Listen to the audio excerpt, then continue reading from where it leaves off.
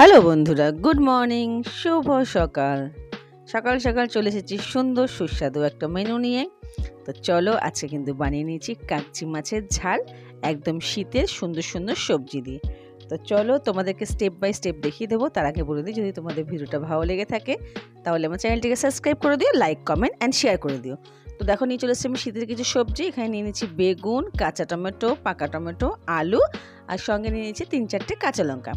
তো এগুলোকে প্রথমে আমি ভালো করে একটু কাটিং করে নেব। তো চলো, তোমাদেরকে আমি কাটাটা প্রথমে দেখিয়ে দিচ্ছি, কোন স্টেপে স্টেপে কাটলে দেখতে ভালো লাগবে এবং খেতেও টেস্টি লাগবে।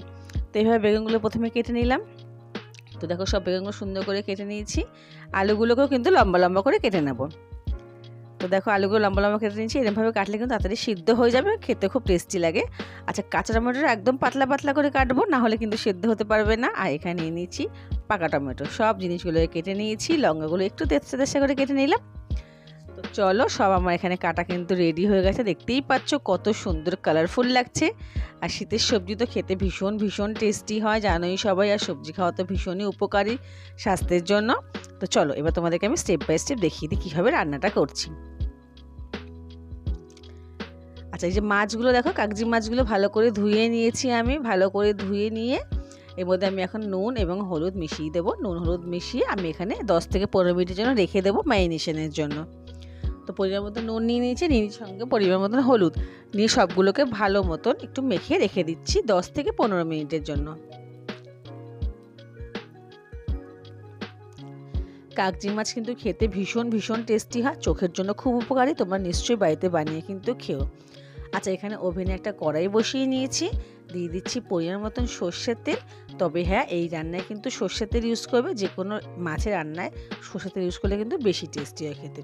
তো তেলটা গরম হয়ে গেছে, মাছগুলোকে আমি এবার ভেজে নেব। যেহেতু একটু বেশি মাছ ছিল, তাই আমি দুটো স্টেপে মাছগুলোকে ভেজে নিচ্ছি। দেখো, মাছগুলো একটু উল্টে পাল্টে ভেজে নিতে হবে। খুব বেশি কড়া করে মাছ ভাজার দরকার নেই, তাহলে কিন্তু মাছটা শক্ত হয়ে যাবে। তো হালকা করে ভেজে নিলেই মাছগুলো হবে, বেশি একটা কড়া করে আমি ভাজলাম না। তো দেখো, এপিট ওপিট উল্টে কিন্তু মাছটাকে আমি তুলে নিচ্ছি।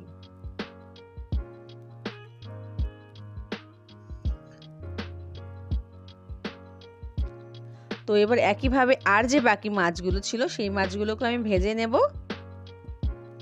দেখতেই পাচ্ছ খুব সুন্দর ঝরঝরা মাছগুলো ভাজা হয়েছে।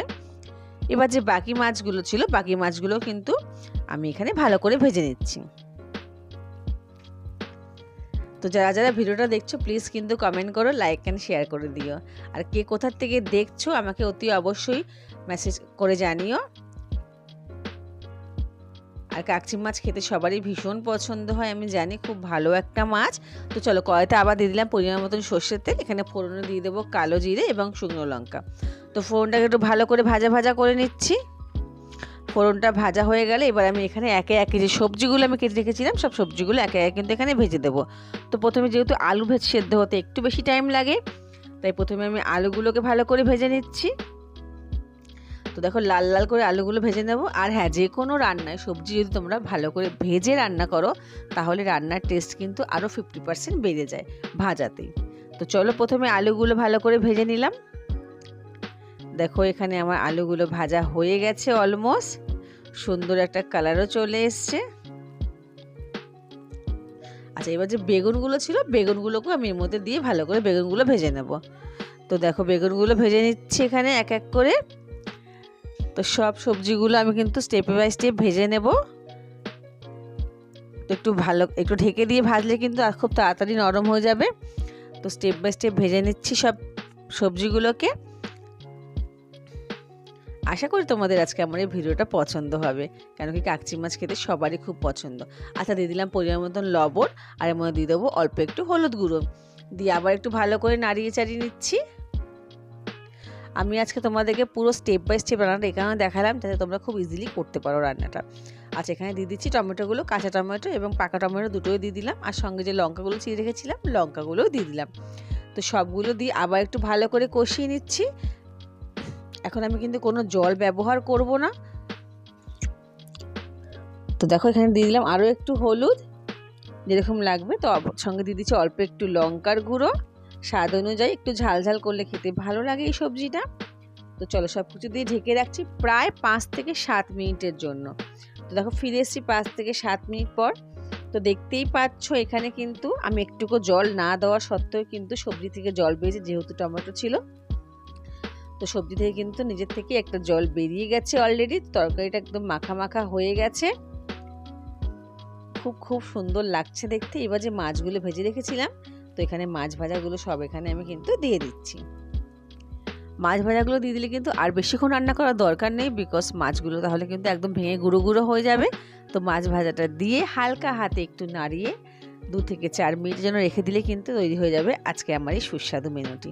তো যারা যারা দেখছো ভিডিওটা কমেন্টস করো, লাইক করো অ্যান্ড শেয়ার করো। আর যারা ফেসবুক থেকে দেখছো তারা কিন্তু অতি অবশ্যই আমার পেজটাকে একটু ফলো করে দিও। তো আশা করি তোমাদের আজকে আমার এই ভিডিওটা ভালো লেগেছে। আচ্ছা, আমি একটু টেস্ট করে দেখেছিলাম, নুনটা এখানে একটু কম ছিল, তাই আমি একটু নুন দিয়ে দিলাম। তো তোমরা একটু টেস্ট করে দেখে দেখে নিও রান্নাটা, যেহেতু প্রত্যেকটা স্টেপে এখানে লবণ দেওয়া ছিল, তাই কিন্তু লবণটা একটু টেস্ট করতে গিয়ে দেখলাম লবণ এখানে কিন্তু একটু কম ছিল, তাই লবণটাও দিয়ে দিলাম। দিয়ে ঢেকে 2 থেকে 3 মিনিট রাখলেই কিন্তু আজকে আমার এই সুস্বাদু রান্নাটি তৈরি হয়ে যাবে। তো আশা করি তোমাদের ভালো লেগেছে। তো চলো আজকের মতন এখানেই শেষ হচ্ছে রান্নাটা। তোমাদের কেমন লাগলো আমায় কিন্তু অতি অবশ্যই কমেন্টসে জানিও।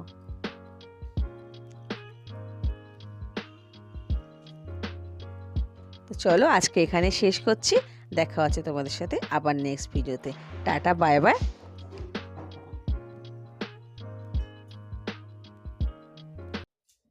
ধপাস।